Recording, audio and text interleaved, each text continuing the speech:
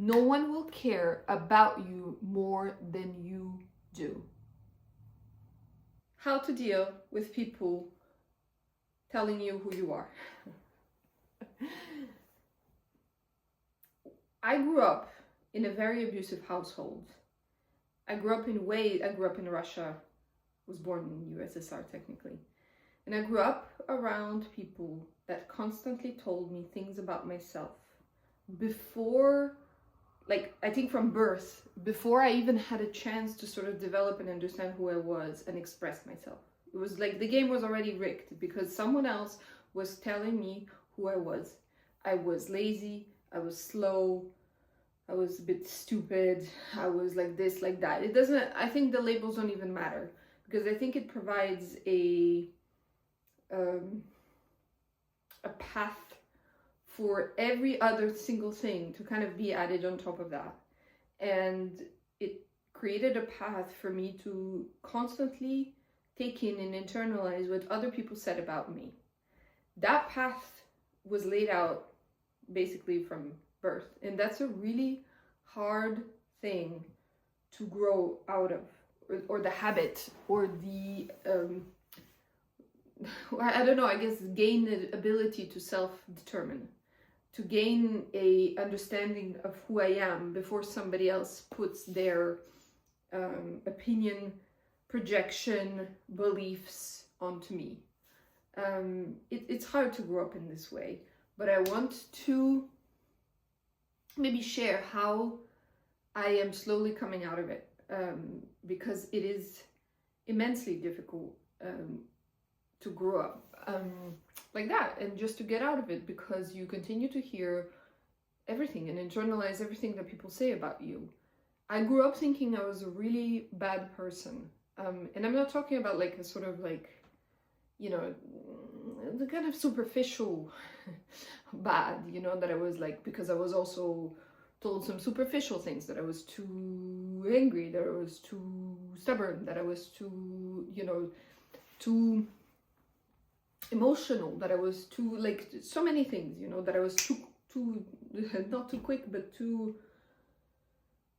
unpredictable, that I was told so many things by so many other people. And it's hard when you grow up in this way to sort of like grow out of it, because you will always meet people, and that's normal. I think it's a normal experience to have people tell you who you are and project things onto you. That's completely normal. It happens all the time. But not internalizing these things and not over identifying with these labels is, I think, the difference.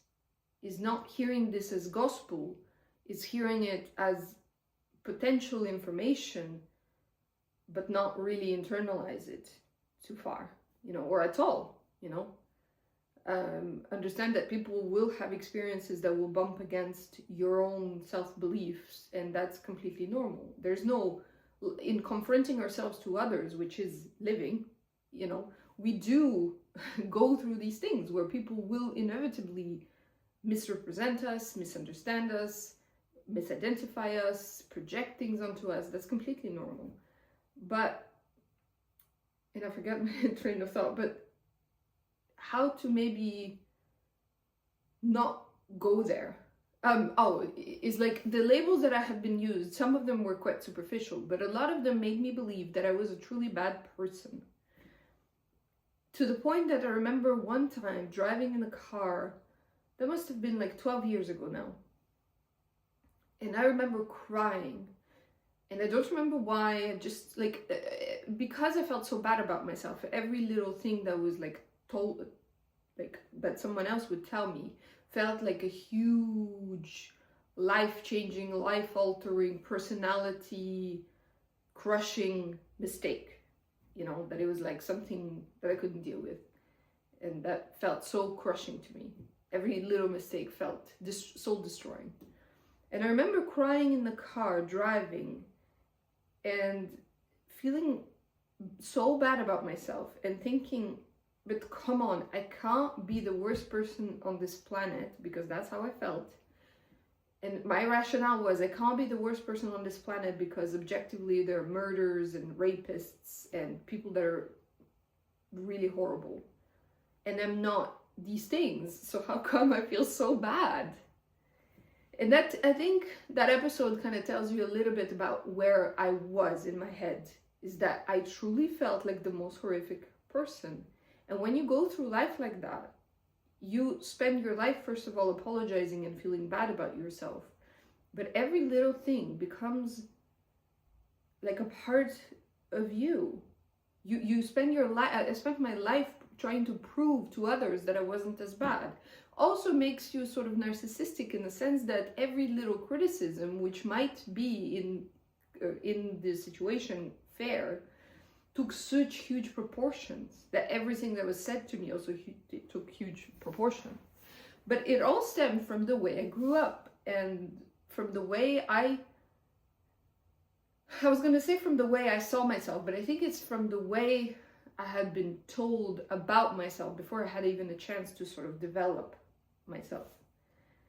And the way to get out of it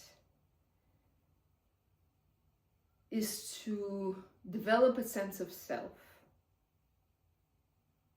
And the way you develop a sense of self is to, for me, was to tell my story through to some people, but also through therapy. I had grown up in an abusive household, and it was hard because I had been told also that that wasn't the case.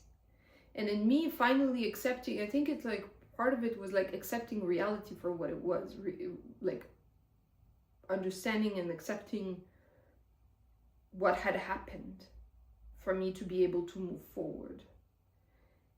And also developing a sense of self, because there's a lot of self-erasure that happened, that was done to me, but also that was done by me. You get used to being gaslit. People get to tell you who you are, how you feel, what is the truth. And growing up in the way that I did, it takes you away from very primal sense of like belief that you have for yourself. So people I grew up with a mother that would tell me that she wasn't beating me, she was educating me while beating me. It stops you from seeking help because you don't believe, you don't trust yourself enough. And that's a huge thing. Trust yourself. Trust your gut. Trust that whatever you believe is happening, maybe not in your head, but if your body is saying something, so strengthen that connection to your body and believe it. Believe it, because no one can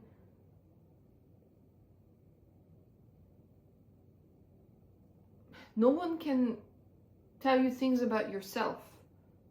That's not true, because people can sometimes see other things, but if it's overly negative or constantly negative or critical, it's not possible. And if it makes you feel like shit about yourself, it's probably not a good relationship or a good place for you to be. Because I have noticed that while criticism,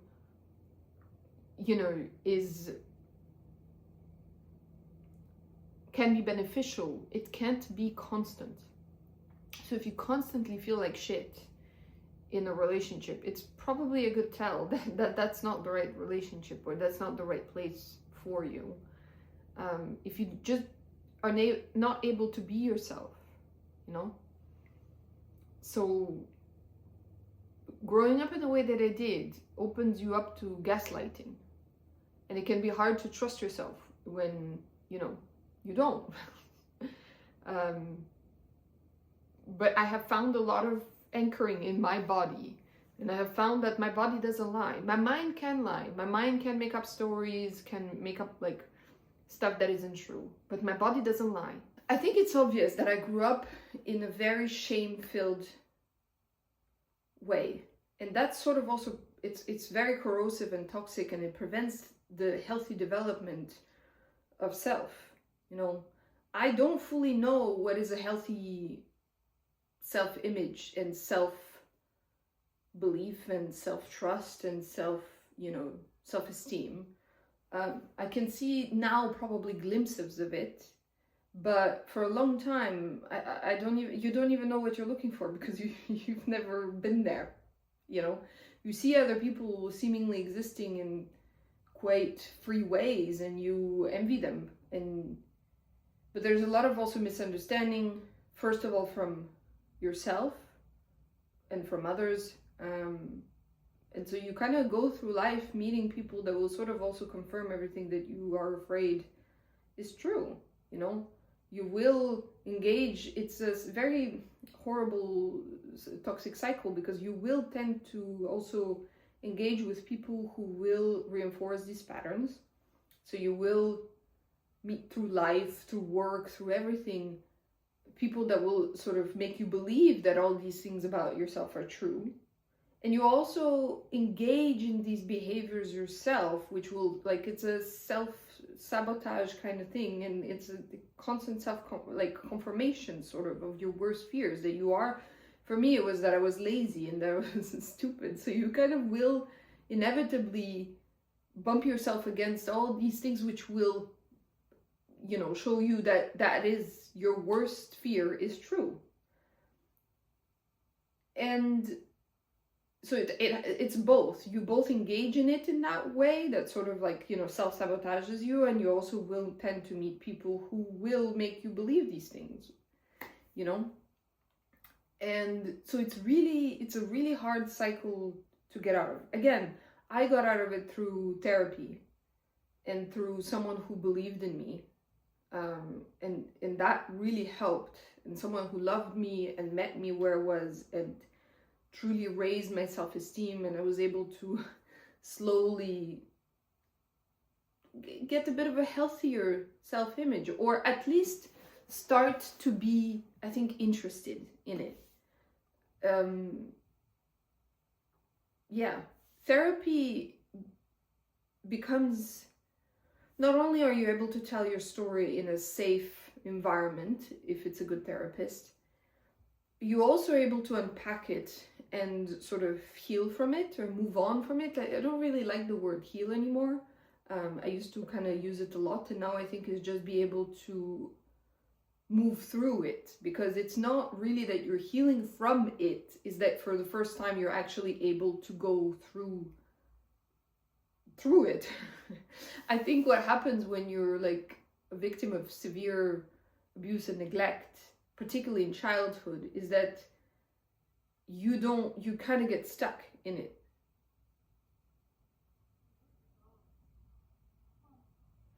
Is that there's someone outside my home. Is that the problem with when you grow up in this way is that you get kind of stuck in it. So although you're in the body of an adult, you're, I think, psychologically in some ways still kind of stuck in these patterns, because you never, or maybe even more literally, you're still stuck in these wounds because you never actually had the ability, and you never learned or had the ability to learn how to process these things and move on, which you learn when you have a healthy development. So it's like it's a really tough cycle to break, and you do, like, you know, behave a bit like a child because you don't know how to, you haven't been able to move on from it. So I think part of what happens in therapy is finally being able to move on, to be able to deal with these things, because the problem isn't what happens to you to a certain extent, is your ability to grow and move on from it and process it and metabolize it in some way, and that is how you are able to stop kind of reproducing these patterns also. So that's what happened in therapy over time, is that I was able to finally kind of like move on from these things. And you truly do, like, my memories, my beliefs, what happened doesn't change, but you don't relate to it in the same way. I don't relate to the things that happened to me in that way anymore, because they don't hold that same power. Like, they're just memories for me. I was able to truly let go. not forget it, but truly let go. And then another thing happens in therapy as well, or at least it did for me, is that you also start to believe yourself. Because for a long time, at least, I wasn't believed. I wasn't believed. And so when I was able to tell my story in a safe space, I was able to believe myself through my therapist, through the help of my therapist. And you also start to be interesting to yourself. I started to care about what I had to say. And that is also how you develop a certain sense of self and a certain self-esteem for yourself, because you're able to be like, I actually care what happens to me. And that's the beginnings of developing a sense of self, a healthy sense of self that can withstand criticism, projections, etc. from others, because you no longer feel the need to over-identify with it. It's a fascinating thing. It can be hard to not, because it had happened to me when I was so young. Not even a clue that I really wasn't the worst person on this earth. Like, it didn't even, I had to think about it in like, in kind of rational terms, to be like, I can't be, because again, there's like murderers and rapists and objectively horrible people, so how come I feel so bad? But that's literally how I felt. But it can be really hard to, when the people that criticize you, even if they do it without malice, if you say it enough time, I don't believe that I don't know, I don't want to ascribe sort of meaning or intent behind it, because at the end of the day, I don't know. But what happened. And when someone does it so many times, you start to believe them. It's impossible not to believe. And especially when it happens to you from as young as I was, and from someone who is very close to you. I keep thinking about like a couple of examples. One of them was during the whole debacle of Meghan and Harry. How I kept thinking about how I was also kind of like wanting to know more about them. And I would read some of the stuff that was being written about them that was so vicious. And I remember thinking, but at least it's like from the outside of them. Like, it's not like people that are close to them. It's like the media and like just people on the internet. And to some degree, it does provide a lot of difficulty for them as well, because it's still very loud and very hard to ignore sometimes, and very hard to move on. And also, it's maybe also, it can be detrimental to your business. It can be detrimental to the opportunities that you get. I'm thinking about them, but at least it doesn't happen from the people that are closest to them. And that provides some sort of like, and it also happened to them when they were adults. At least it provides some sort of barrier and separation there. Because when it happens from the people that are closest to you, it's soul destroying. Yeah. And another example that I keep thinking about is Lewis Hamilton. I'm a F1 fan, and he had a terrible season last year, and it's just like how publicized and mediatized their whole lives are, and just how like it's hard not to feel like a loser when you're constantly feel like a loser, and being told that you're a loser, and constantly being asked like if that's it.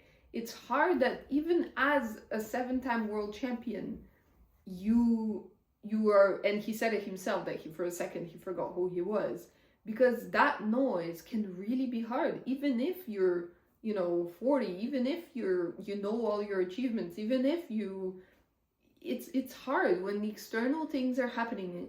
Sometimes it's hard not to feel like a loser, and it can be difficult to make it back up, and develop yourself.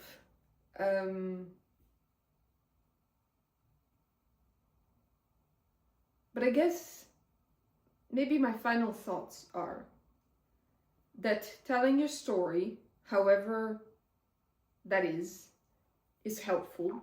Being interested in what happens to you, because you're the main character of your story. No one will care about you more than you do. It's not possible. People care about themselves. We're all adults. We have to be the main character in our story, because no one else can be, will be. It's not possible. So we have to care about these things. And when you feel low about yourself, it's hard to feel like you care. And also, again, if you grew up in some type of way that I've been describing, it's you don't feel like, in some deep way, you don't feel like you're worth it. You want somebody else to take care of you, so you don't have to. And because also, in my case, the people that were supposed to take care of me didn't. And so you still want that, that thing to happen, for somebody finally to step up and care for you. And I think people can never take care of us in the way that we need, partially because they have to take care of themselves, partially because they don't know what we need. The only person that knows all of that, or has means to find out, is yourself. And it's super important to care. And if you don't know where to start, maybe start like wherever you are, and start listening also to your desire. Whatever it is. You will make mistakes, it will be hard, it's a long road, but start where you are. Start by caring about what happens to you, what you want to do, your feelings about something, your wishes about like whatever, what you eat, what you watch, how you engage with life in general. Start somewhere small, and just put yourself at the center of your own story, because that's your place. That's it. Yeah. You are at the center of your own story. There's no other way. And start caring about your main character, which is you.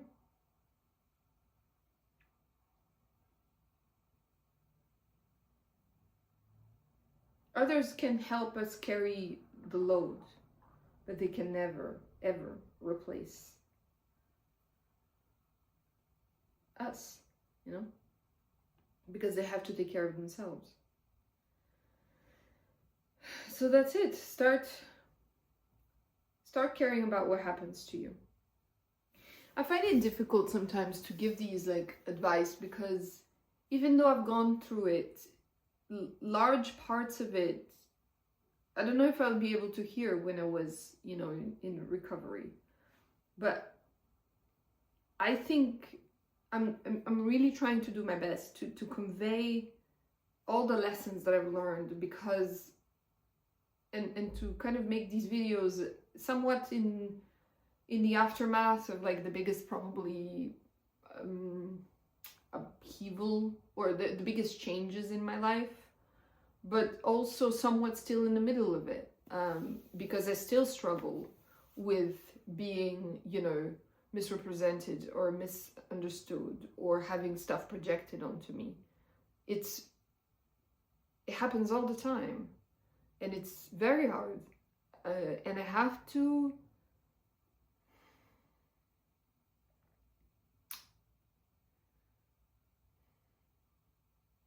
literally quite physically still actively fight against this, and have to say to myself, I don't believe it.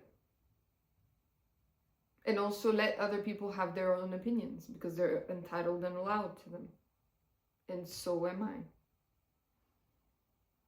We can't control. That's another thing I think that happens, is because we're so afraid of being misunderstood that I think we try to control other people and police what they say or don't say.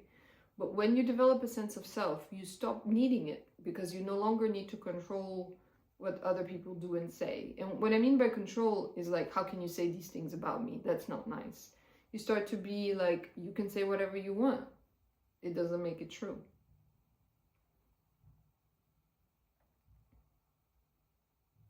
You're not hurt. People are allowed to have their opinions and their reactions. So yeah, go on a journey of self-discovery. Figure out what you like, what you want, how you want your life to look like, what you want to, from the smallest details.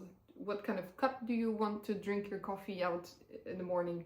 And just start pulling at that thread of, what do I like? What do I want? Little by little by little by little, brick by brick by brick by brick, you will build a sense of self. And when you go on a journey of self-discovery, or like self-discovery or slash self-creation, because you're also allowed to create yourself, you will slowly gain an understanding and slowly build self-esteem that will carry you through life, through your very own unique, vibrant, beautiful life that you would have built out of your own desire. And pay attention to your body, to how your body feels when pay attention to how your body feels. If your gut is telling you something, listen to it. If your gut says, I don't like talking to this person, believe it. Believe yourself. And just go. The world is your oyster. It truly is. It's magical. No one cares. So you can be sad about it and be like, no one cares. Or, no one cares. You can do whatever you want. People are busy worrying about themselves. They don't really have time to pay attention to you. Not really. Because they're the main characters of their own story. And if you worry about what other people think, then you're not within yourself. You're here. You're not there. And if as soon as you start to get out of your body, you're no longer in charge of your own. If you're worried about what somebody else might be thinking or saying, you're no longer within yourself. So give yourself that gift and that self-trust. That's another important part. Give yourself that self-trust that you will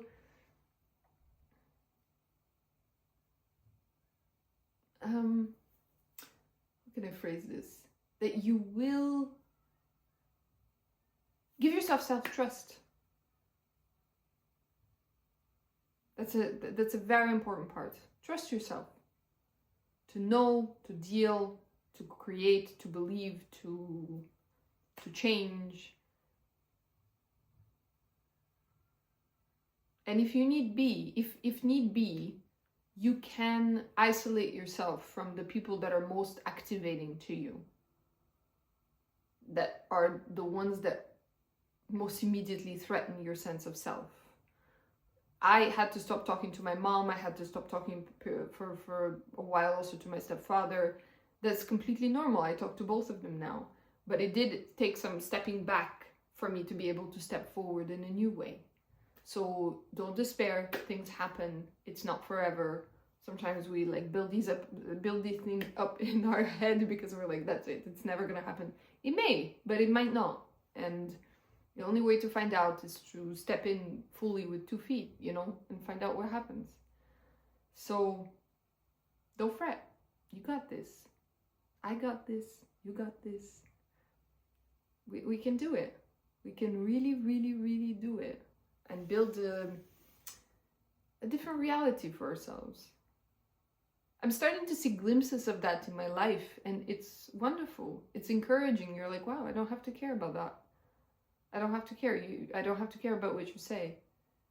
It doesn't reflect the truth. It doesn't. It can be just noise. You get to decide that. That's it. Enjoy your life.